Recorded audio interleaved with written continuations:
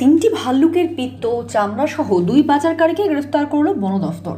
কার্শিয়াং ডিভিশনের বাগডোগরা রেঞ্জ অফিসারের নেতৃত্বে বাগডোগরা বিহার মোড় থেকে ওই পাচারকারীদের পাকড়াও করা হয়। ধৃতরা হল আজিজুল হক ও বাবুল হোসেন, দুজনেই আসামের বাসিন্দা।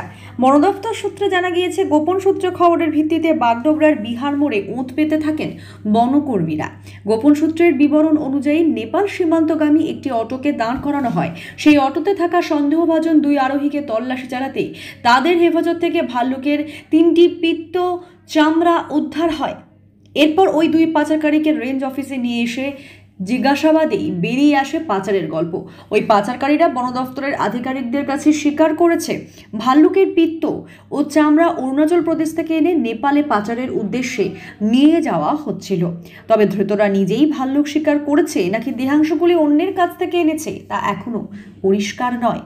এছাড়া উত্তরবঙ্গের বিভিন্ন জঙ্গলেও ভাল্লুক রয়েছে, তাই ভাল্লুকের দেহাংশগুলি অরুণাচল প্রদেশ থেকে আনা হয়েছে নাকি উত্তরবঙ্গের জঙ্গল থেকে ভাল্লুক শিকার করা হয়েছে তা জানার চেষ্টা করছে বন দফতর।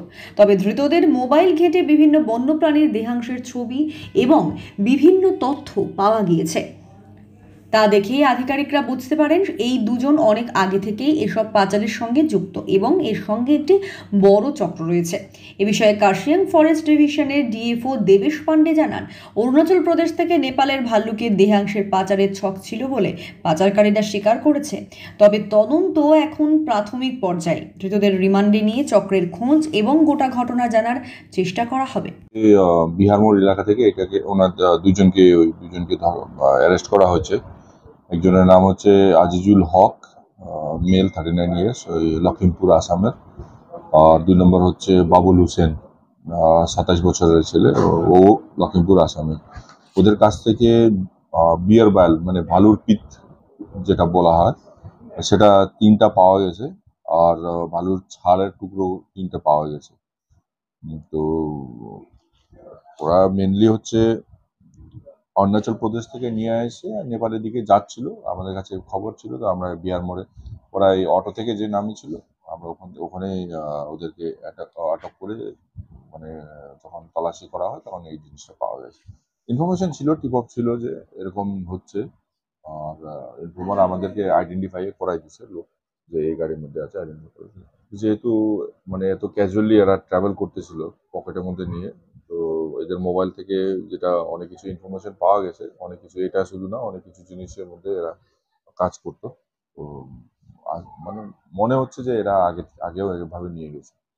দেখুন, এটার প্রাইস তো আমি বলতে পারি না, এখন এটা ব্ল্যাক মার্কেটে যখন চলছে, তো এখন আমরা তো কোনোদিন কিনিও না, মার্কেটে পাওয়া যায় না, গভর্নমেন্ট কোনো রেট ফিক্স করে না বা ফিক্স হয়ও না, তো এটা বলতে পারছি না। কিন্তু ওরা মানে যেটা ইন্টারোগেশনে যেটা বললো যে ওরা মানে ট্রেডিশনাল মেডিসিনের হিসাবে ওটা ইউজ করে, তাই জন্য বিক্রি করছিল, এটা বলছে। আর নিশ্চয় যুক্ত থাকবে, নাহলে তো ট্রানজিশন হতো না। মানে কেউ না কেউ তো মেরেছে। মানে তিনটা এই যে ভালুর বায়াল স্যাক মানে হচ্ছে 3টা ভালুকে তো মেরেইছে। 3টা ভালুকে মেরেছে মানে হান্টিং হয়েছে, তো নিশ্চয়ই কোনো না কোনো লোক হান্টিং করেছে, তার কাছ থেকে কেউ নিয়ে এসে রাখছে, মিডলম্যান আছে বিক্রি করছে, মানে অন্যরা তো জড়িত থাকবেই।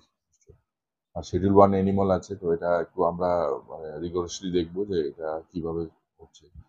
আর সবচেয়ে মানে নোট করার বিষয় যে আমাদের এখানেও পাওয়া যায়, তো ভালো এখানেও পাওয়া যায়। তো এটা যে ইন্টারোগেশনে এটা বলতেছে যে সত্যিকারই ওরা অরুণাচল থেকে নিয়ে আসছিল না আমাদের এরিয়া থেকে কালেকশন হয়েছিল, এটা খুঁজে দেখার ব্যাপার আছে, আমরা দেখছি। लोग को एक ये इन्फॉर्मेशन मिला था कि कुछ ये बेयर के बाइल्स और बेयर के स्किन का ऐसे स्मगलिंग करके अरुणाचल से वाया बागडोगरा नेपाल की ओर कोई कंट्राबैंड ऐसे जा रहा है और कुछ लोग लेके जा रहे हैं। तो फिर उसको आज वो टिप पे काम करते हुए सुबह 10:20 के आसपास बिहार मोड़ के पास 2 लोग को वो मतलब सस्पेक्ट लगे, तो उनको पकड़ा गया, उनकी चेकिंग की गई। तो चेकिंग करने में फिर वो पता लगा कि इनके पास ये सब कंट्राबैंड है, बियर बाइल्स एंड बियर के स्किन।